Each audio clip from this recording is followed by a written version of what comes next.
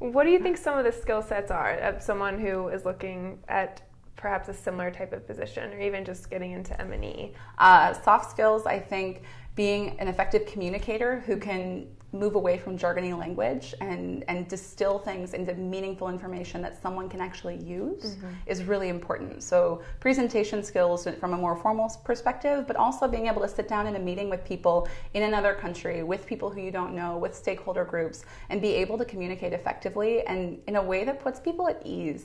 There are a lot of people that you have to liaise with, and that you have to go ahead and make sure that you maintain really good relationships. And that's something I think that I've been happy to have done really well during my time, is that I love people, I love working with people, I love building relationships, I love those kind of things. But I know a lot of people who go into M&E are a lot more introverted or reserved and see it as this kind of crunchy data space that can work in global health. And at the end of the day, you still have to think about the different stakeholders that you're working with, because otherwise you risk missing out on an important person who can add value to your approach. And so being able to go ahead and think through those groups and talk with them effectively is great. I think great M&E folks are also the ones who manage to get their work published and shared externally, whether it's in gray literature or published literature. And so the more you can build up your writing chops, if you're someone looking to go into M&E, don't think it's just about writing SAS and Stata code or something else like that. You have to think about how are you going to share that information. On the hard skills, I think M&E is so broad, and I think you're really aware of this from our earlier conversations. But M&E is so broad that there's so many ways you can go with M&E. You can focus on quantitative research and become more of a quant that does a lot more of those higher level statistical regression analyses. And if that's what you love to do, then by all means become an ace at writing Stata code. That was never me. You can also focus now more on qualitative analyses and looking at mixed methods approaches to answering how and why things work.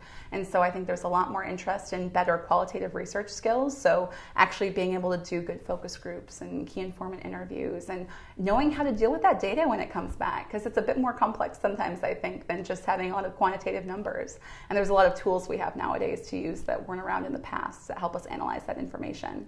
And then finally, I think if you're looking at going into M&E, being someone who understands kind of the big picture and how to look at a program from soup to nuts in a big way, you as an M&E person have to kind of understand both what is the program trying to achieve and then on a big level. So what's the vision for what the program wants to do, and then be able to think strategically about how to operationalize that in indicators and measurable results. And I think that might be, again, a kind of soft and hard skill together, but it's something that's really important to be able to look at the big picture and then figure out how you go ahead and operationalize that into something meaningful that someone can actually measure. Because at the end of the day, big picture visions are wonderful, but if you can't find meaningful ways to measure them, it becomes really tough to estimate your impact. A lot of people are coming maybe from the private sector and have all kinds of kind of different backgrounds, but are interested in working in development and specifically M&E. Do you think are there certain skill sets that are most valuable that they could bring from another sector?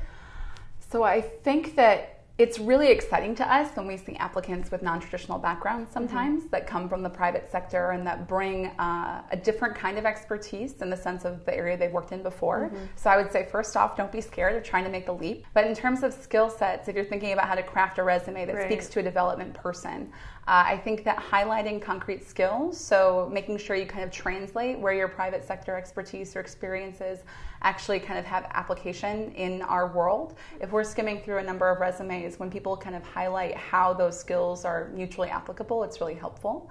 I think that the spaces we've been seeing a lot of opportunities for people to move from the private sector are a lot around people who have worked, say, in technology before and worked for some of the big tech firms and now want to come work for an organization that does something really impactful and meaningful in a different way. And so bringing that kind of expertise, understanding how the larger kind of ecosystem of technology works on these different projects as countries move to these routine health information systems on electronic platforms. We need systems analysts and developers and people who can help to manage that process. And those aren't necessarily the ones that came out of the kind of normal development churn. No. And there are a lot of different platforms electronically that different ministries inside of a government might have. So the ministry or the group managing human resources might use IRIS, and the group managing the routine health information might use DHIS, and finance might have their own system. So having people who can come in and look across those systems and figure out how to make them interoperable so they talk to each other is hugely valuable. I think that you'll continue to see people who are more kind of visual digital information specialists, people who have this joint background in understanding data, but also understanding kind of how to visually present it. And I think you're going to increasingly see people looking for those kind of staff. So I think that that's really exciting. And I think that we're continuing to see people who kind of move more fluidly within organizations. I know I've seen that within JSI a lot, that if there are new emerging opportunities to learn, case in point, mobile data collection. I mean, we weren't doing that more than a decade ago. Right. And so learning new skills on the job has become a really big way of kind of growing and expanding, because I think that sometimes technology is moving faster than we can. Absolutely. So we're always just trying to figure out how to go ahead and make sure that we're on the cutting edge, but being mindful of the fact that we're oftentimes implementing technology driven approaches in different places where there may be really limited resources. So it's way different from trying to conduct a mobile survey in, say, like downtown Boston. Yeah, just a little. Just a little bit. Different considerations.